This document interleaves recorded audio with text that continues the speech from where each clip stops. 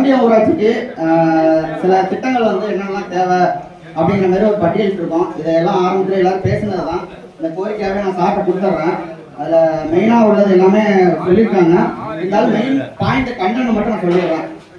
பாதுகாக்கப்பட்ட தூய்மையான குடிநீர் விநியோகம் ஒன்று, மேல்நிலை நீர்த்தக்க தொட்டிகள் பராமரிப்பு, குளோரினேஷன், அடுத்து குடிநீர் குழாய் கசிவுகள், சேதங்கள் உடனடி சீரமைப்பு, பாசன கால்வாய்கள், ஆறு தூர்வார்கள், நீர் மேலாண்மை.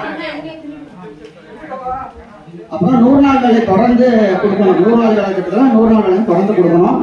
அப்புறம் வந்து மழைநீர் வெள்ளத்துல எல்லாம் வந்து பார்த்தீங்கன்னா நெல் மூட்டைகள் வந்து வீணா போயிடுது. நம்ம வரம்பியம் ஊராட்சிக்கு ஒரு நிரந்தர காங்கிரீட் நெல் கொள்முதல் நிலையம் வந்துச்சுன்னா அது ரொம்ப யூஸ்ஃபுல்லாக இருக்கும்.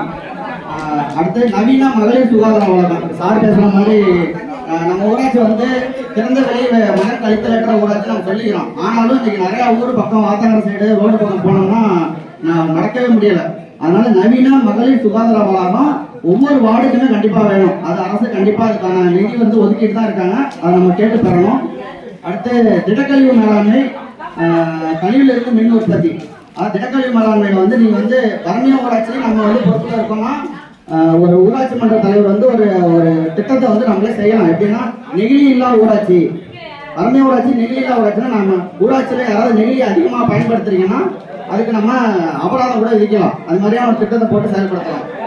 அடுத்தது நிலத்தடி நீர் செறிவூட்டல் வந்து மழைநீர் சேகரிப்பு, சுத்திகரிக்கப்பட்ட ஆர்வ குடிநீர் மையங்களை அமைக்கணும். அதாவது இப்போ சில ஊராட்சியில் பார்த்தீங்கன்னா கட்டிமேடு ஊராட்சிலாம் இருக்கு.